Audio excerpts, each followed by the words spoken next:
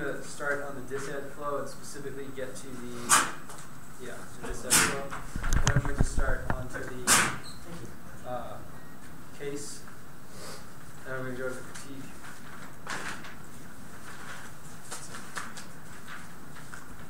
You said dis-ed and then what? Dis-ed, case, and critique.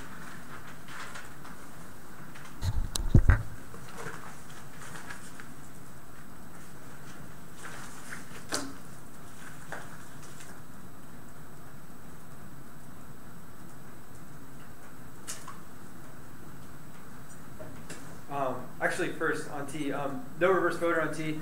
Fine, we won't run T against them. They said only reject the argument, not the team. Fine, let them reject the argument. There's no offense or reverse voters on the topic flow. On the dis-ed flow. Okay, so they read this argument talking about specifically fundamentally how the dis-ed and the critique are contradictory, and I'm going to explain the differentiation.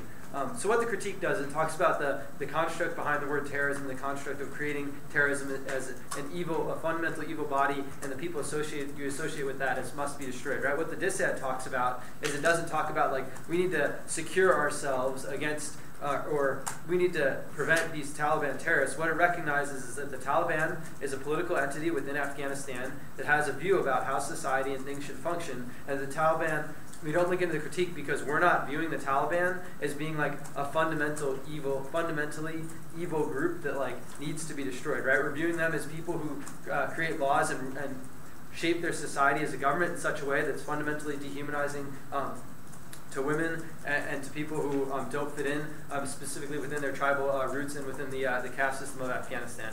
So that's the differentiation: the political regime entity versus the evil construct of the terrorists. We're not constructing the Taliban as being terrorists, just that some of their policies as a governing regime are dehumanizing. All right, on to the case flow. First of all, they didn't answer the terrorism stuff at all on this case. So protect my 2&R. Don't let them come up and make new answers to this. So first of all, there's that next card which talks about how terrorism is a fundamental threat used to instill fear. That's set 01, and that the discourse allows mass killings in the name of good because we fundamentally create this entity of terrorism, and then anything we frame it as good versus evil. We frame it as, for example, tying the Taliban to terrorists as an example of that terrorism rhetoric. You take a political regime, a political entity, and you say these people are terrorists. That allows us to fight them and destroy them as the Taliban. It allows reasons to invade regimes, like you say the Iraqi regime, the Iraqi people harbors and supports terrorists, right? You make up that connection in order to invade Iraq, which perpetuates violence and also probably serves as a solvency takeout on case with regards to them ever being able to solve for terrorism, because they're not going to deal with the root cause.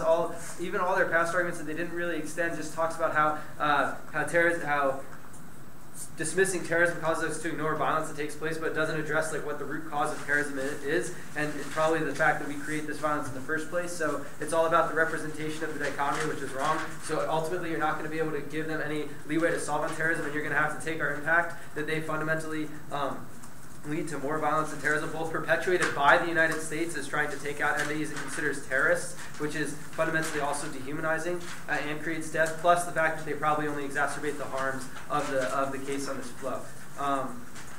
On the leadership advantage, okay, so on all the new extinction scenarios they brought up on, most of these, all the disease, terrorism, global warming stuff, there's no brink. They haven't articulated a time frame for this, or haven't explained a way on how they're going to be able to solve, or how exactly do these things eventually lead to extinction, nuke war, like starvation. I don't know, they haven't articulated it.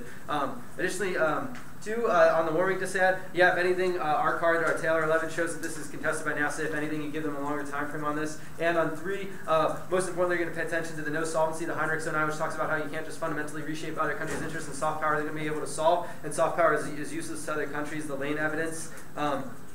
And it's hard to maintain the NIAB. So if anything, they're not going to be able to maintain the soft power and solve for these things. And since they didn't contest us on the warrants of the solvency, if they can't access solvency, at least give them a longer time frame, and they're probably not going to be able to solve for these things altogether. Also, on the debate, they say like all this extinction comes first, but you're going to protect my partner's speech, protect his my speech where we talk about how the dehuman frame was come first, and don't let them just bring up a bunch of these scenarios and force me to answer with this time skew and come up and say, okay, well, I have to answer all these distinction scenarios, and now an entirely new frame of argument that's brought up. On the critique, one I answered the bite and decay and own world argument. They bring up the Durant and Flynn argument, which all those are talking about is that we have to get rid of the worst forms of violence. The Durant talks about you have to be aware of the challenges and risks of war. The answers to PERM. The Murray argument talks about we need to reformism is best because we need to deal with the short-term problems in the SQO, and then we can deal with these things. This is all the root of securitization, right? There's a short-term existential extinction impact in the SQO that needs to be dealt with. So therefore, we can do these things to worry about it, and then we're not ever going to reach the fundamental reconstruction, the questioning of our security mechanism that ultimately leads to better methods for that and reduces the dehumanization on part of that. Additionally, their Flynn is also linked because they say, oh, we need to look at the worst forms of violence, and then we can stop the little things that the critique deals with. But the fact that you're looking at the worst violence first is a further link into the critique. On the aft claims that the case outweighs one, securitized thinking is the root cause of all the harms that the 1AC identifies in a world of the alternative. The U.S. is going to be able to recognize that the threats with it faced it are ultimately constructed and won't have to worry about releasing prisoners from Guantanamo in the first place because they won't even be there. Two, this is particularly true in the world where they concede that the discourse constitutes reality and that only by questioning our ontological preconceptions are we able to rectify potential harms in our thought. They have made no claims throughout the round justifying their epistemology, ontology, or indicating that discourse will, or indicting that discourse will inevitably lead to problems. The fact that they keep loudly going on about human extinction on case indication they have zero insight into the fact that this is at least some problem that needs to be dealt with. The after-opted interpretation on value to life means you're going to prefer the Dillon articulation on how ontological damnation is the greatest harm. In a world where you're constantly obsessed with security, you lose the ability to live as a true human being and care about things other than the fear of imminent death. If you grant them their exaggerated scenarios, which they largely drop in the 1AR and are failed to articulate, you should vote for the alternative in which you can at least risk having some value to life. Also on the perm debate, they can see the links, which are all disads to permutation, so don't let them come up here and do this with these disads. 100% link means that so long as you do any part of the affirmative, you fail to truly disengage from the securitizing logic. Dylan talks specifically about how you cannot continue to, plus the perm, the card they use to justify the perm itself, that we do the perm first, and then that is a form of securitizing logic. And then Dylan talks about how you can't continue to engage logic of securitization that Murray and Duran evidence articulate to make vague warrants for realism being inevitable and surprise threats coming to get us. This is the exact logic which is against the perm, vote against dehumanization, vote neg.